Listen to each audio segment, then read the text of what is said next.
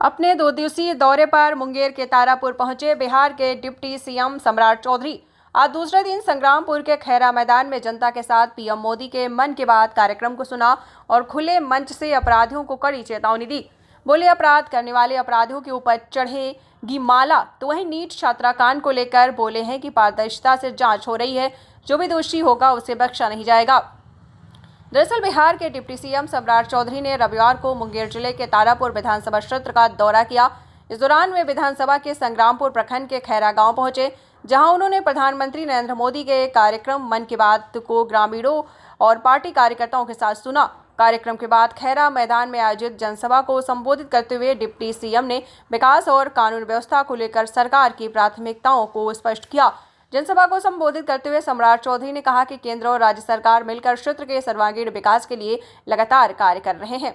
उन्होंने बताया है कि सड़क, बिजली, शिक्षा, स्वास्थ्य और रोजगार जैसी बुनियादी मुद्दों पर सरकार की योजनाओं को तेजी से जमीन पर उतारा जा रहा है। उन्होंने आश्वासन दिया है कि आने वाले समय में तारापुर और आसपास के इलाकों में विकास की गति और तेज होगी, जिससे आम जनता का जीवन स्तर बेहतर होगा। उप मुख्यमंत्री ने अपने संबोधन में कानून व्यवस्था पर भी सख्त रुख अपनाया। उन्होंने अपराधियों को कड़ी चेतावनी देते हुए कहा कि बिहार में अब अपराधियों को माला पहनाने का नहीं बल्कि माला चढ़ाने का काम किया जाएगा। उन्होंने स्पष्ट किया कि राज्य में अपराध के लिए कोई जगह नहीं है और कानून तोड़ने वालों के खिलाफ कठोर कार्रवाई की जाएगी। डिप्टी सीएम सम्राट चौधरी ने नीट छात्राकांड का जिक्र करते हुए बताया है कि इस गंभीर मामले की जांच के लिए एसआईटी का गठन कर दिया गया है।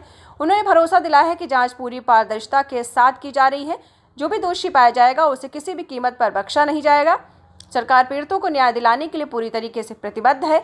सम्राट चौधरी ने कहा कि पुलिस को अपराधियों के खिलाफ कार्यवाही के लिए पूरी छूट दी गई है और लगातार अपराधियों पर शिकंजा कसा जा रहा है।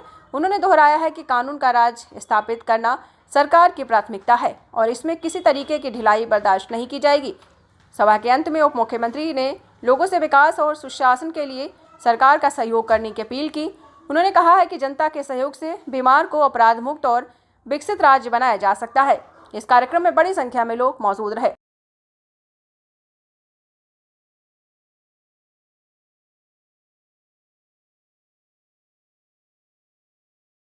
लेकिन ये पूरा अर्थव्यवस्था खड़ा करना और इसलिए साथियों, इसलिए मैं तो जमीन ही खोजता हूँ। जिलाधिकारी यहाँ बैठे, मेरा जब भी फोन इनको जाता है एक ही काम करता है कि तारापुर में जमीन कहाँ मिल सकता है, खोजिए।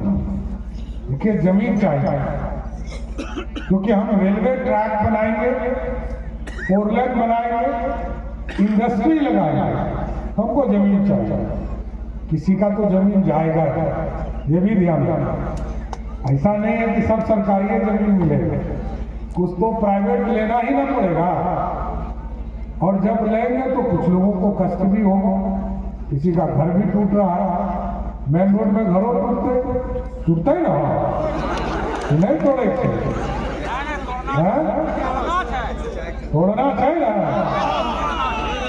देखिए एकदम, देखिए एक चीज समझ, हो सकता है मेरा भी घर टूटे, रोज तो मेरा भी घर है, प्रणय जी बैठे इनका भी टूट सकता है? विधायक लोग का घर टूटे कोई दिक्कत नहीं।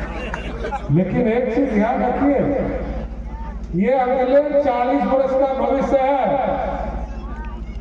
मैं तो 27 साल से विधायक आप लोगों की कृपा से बनता रहा, मंत्री बनता रहा। लेकिन ये जो नौजवान पीढ़ी है, इसके लिए सड़क बनाना पड़ेगा ना। इधर का लोग कभी रेलवे नहीं देखा, इधर बाबा की नगरी जाने के लिए रेलवे होना चाहिए कि नहीं है? तो भाई रेलवे नहीं होगा, रोड नहीं होगा, एक्सप्रेसवे नहीं होगा तो दुनिया के मार्केट में जाएंगे कैसे?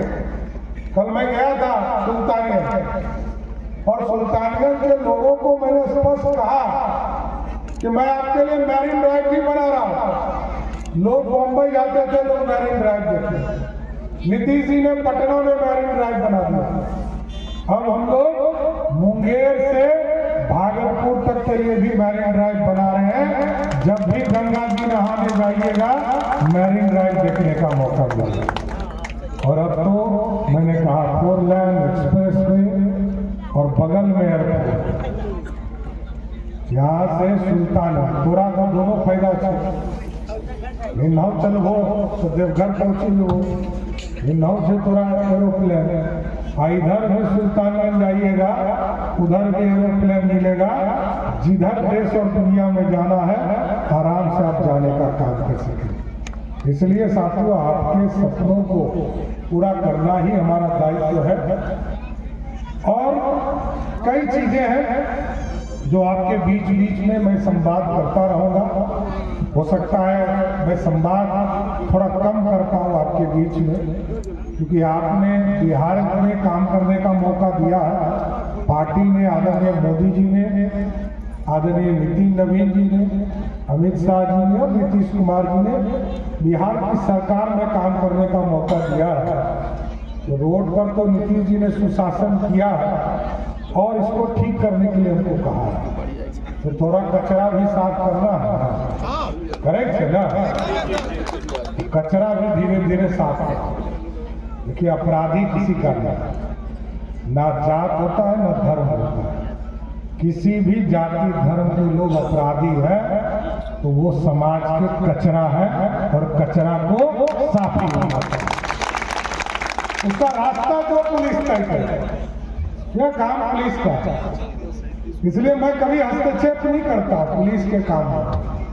मेरा स्पष्ट मानना है पुलिस इसके लिए स्वतंत्र है।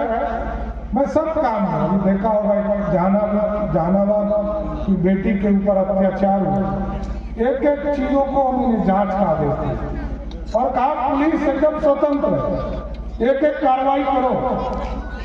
और एकदम स्पष्ट करता हूं, जो दोषी है उसको हम माला पहनाने नहीं कहेंगे, माला चढ़ाने के लिए ही कहेंगे।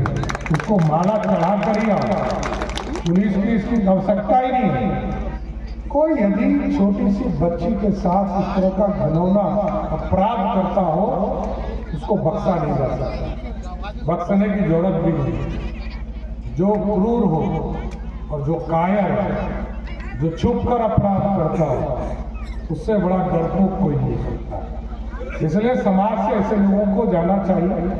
लेकिन मैं कम मुलाकात हो, बीच बीच में ही मैं आऊँगा, लेकिन मैं तो भाई धन्यवाद देता हूँ इसलिए भी कि वोट तो मैं कहीं जगह मांगने आया हूँ, लेकिन आप लोगों ने जिस तरह हमें जिताया है इसको मैं जीवन भर आपका ऋण वापस नहीं कर पाऊंगा। आपके काम तो मैं करता रहा, काम तो मेरा दायित्व है। नहीं भी विधायक था तो तारापुर का बॉडीगार्ड था, अब तो तारापुर में विधायक ही बना दिया। इसलिए आपके एक एक काम को करना सम्राट चौधरी का दायित्व है, इतना स्पष्ट करता हूं। और आप तमाम लोगों को मैं फिर से विश्वास दिलाता हूं कि आपके सपने को ही साकार करने के लिए आदरणीय मोदी जी, आदरणीय नीतीश कुमार जी के नेतृत्व में दोनों सरकार, डबल इंजन की सरकार पूरे बिहार में काम कर रहा है और तारापुर के भी एक एक चीजों को पूरा करने का काम करेगा। बहुत बहुत धन्यवाद।